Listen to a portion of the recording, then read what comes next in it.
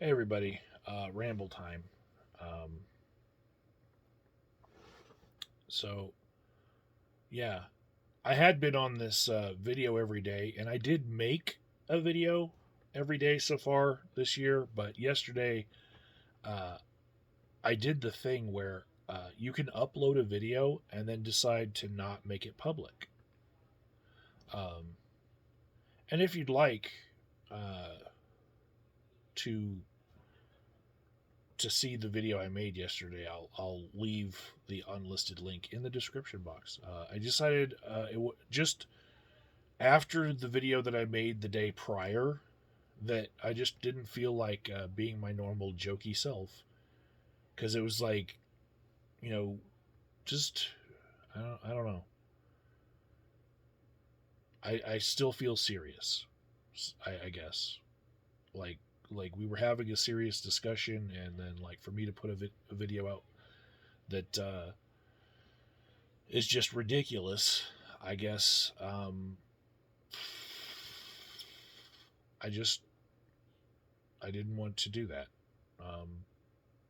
and part of it was some of the comments I was getting, both uh, publicly on my video where I explained why I didn't go to why I didn't keep working for the detox and why I decided to pursue other things, because of the grief that I was feeling from that job. And some of the comments I got behind the scenes were just like some of the comments that I got publicly, that people had experienced the same thing, not just in my neck of the woods, but in other cities in my country and in other countries. They had experienced the same thing where people go for detox services and they are treated acutely, and then they are pushed out. And how that has, in some people's eyes, led to the deaths of people because the care isn't as coordinated and connected as it should be. And I'm still part of that system. I'm still a licensed addiction counselor in Colorado, and uh,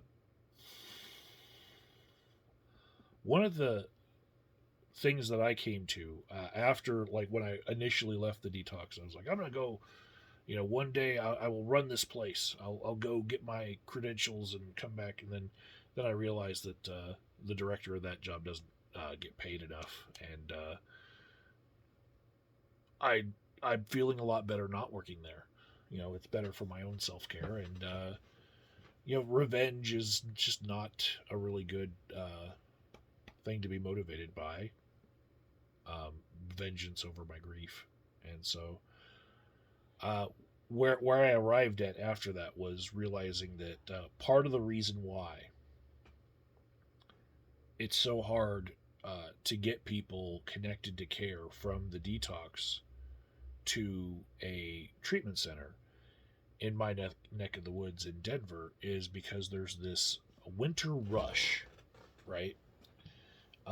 So every winter, when right after the first snowfall, you start to see that the cold is motivating homeless people who have addictions to seek care. And then somewhere around March or April, when it starts getting warmer, all of a sudden they feel like they can go out and sleep under the stars down by the river with their friends and, you know, drink their lives away up until pretty much the day after Halloween the next year.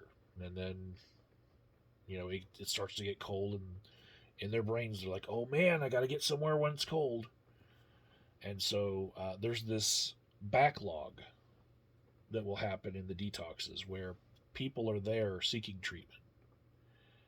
They are in the detox, and they're there for a couple days just calling every different treatment center on a long list of treatments. And if any of you needs this list of treatments, I have it and I will give it to you. It's a long list of places that take low income or Medicaid clients in my state, and I've got two different agencies lists. I'll freely send them to anyone, but uh, these lists are futile because we know what happens every wintertime. Uh, the backlog. You can't get somebody, like right now it's January. You can't get somebody into a place without them facing a 2 month backlog. So what are they going to do? Well, if the right people are working at the detox, they might be able to go to the detox and say that they're seeking treatment and get, if they're on Medicaid, they might be able to get a few days stay there, and then they'll get discharged and told, well, you have to go out, be out for about a day, and then come back because we can't be keeping you here forever. Medicaid won't allow it. You have to have, like, every 5 days at least, you have to have a break in your service. So go to the library, go down to the homeless shelter, do whatever, and then you can come back later after a certain set amount of time, and then we can bill for you again. So these people who are trying to stay sober get kicked out about every 5 days. They're on the streets, got nowhere to go. They run into the same pals that they had on the street that, will offer them a bottle, or maybe they'll start, flying a sign that says, anything helps, God bless. They'll get like $5. They'll go to the liquor store, drink the day away, and they've relapsed again. And because the system won't allow people to just stay in the detox and get billed for, we have to reintroduce them to the general downtown area, every 5 days. Let's see if you can go a day on your own, every 5 days, even though you haven't been given any skills because there's no, therapy that's happening in the detox.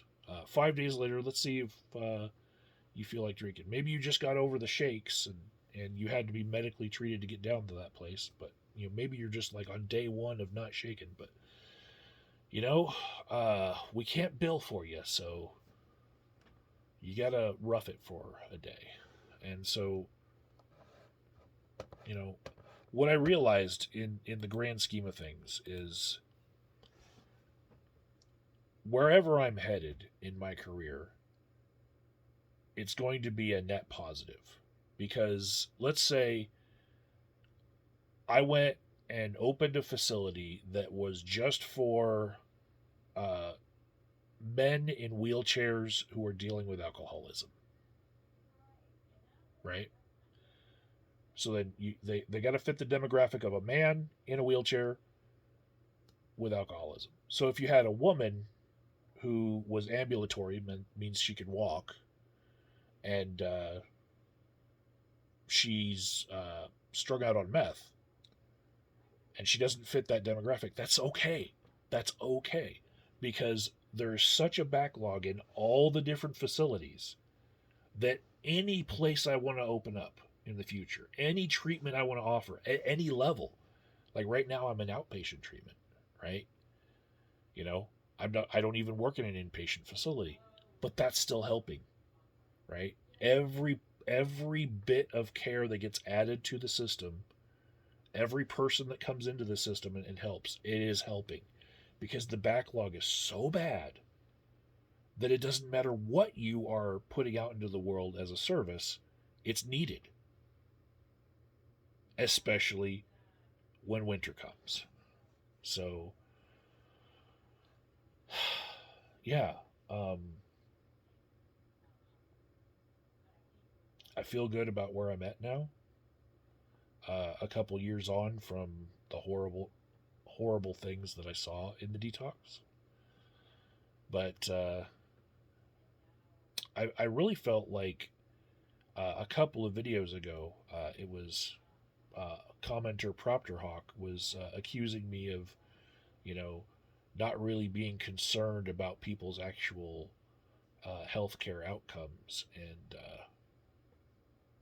it's been pretty foremost on my mind for years now, and I've been pretty absolutist about it. But uh, in that one video, I think he was thinking that I was being a concern troll, you know, uh, and it's hard to actually be concerned in the internet sphere and not come off like a concern. Like, how do you tell the difference between actual concern and a concern troll? You know, uh, I don't really care because I am concerned. But I think that this video that I released stating why I left the detox, I feel like it kind of puts a stamp on like this theme of how these life or death issues that have come up in the world. Um, I am on the side of hashtag people live. You know, um, this whole pandemic, I've been taking all of the precautions and speaking out about uh, we should do the things that net make the most people not die from this thing.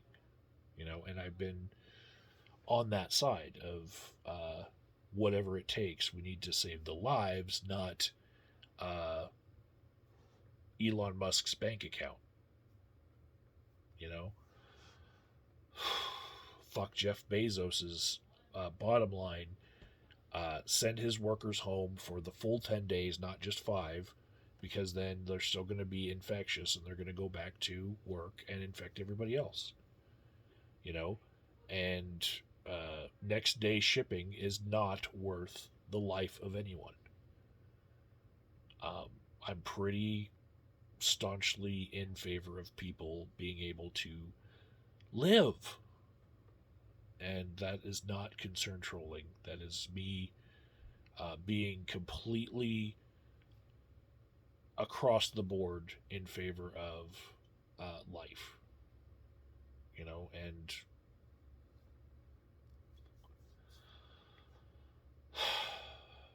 yeah, if you think that when I'm showcasing somebody who doesn't believe in protecting themselves from the coronavirus, if you think that I'm just concern trolling, you've lost the overarching theme of my life for the past few years, which was I have been stricken with grief because my clients have died.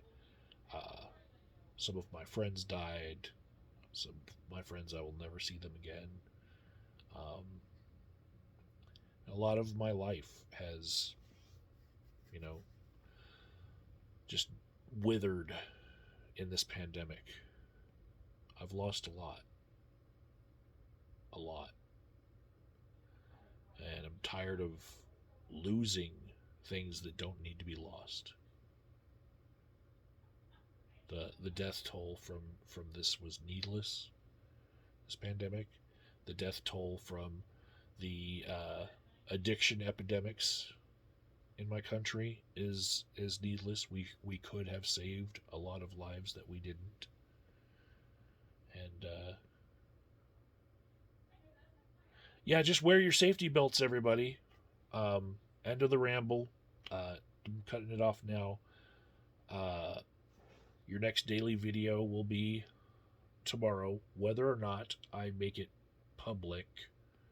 But yeah, that hidden gem that's in the description.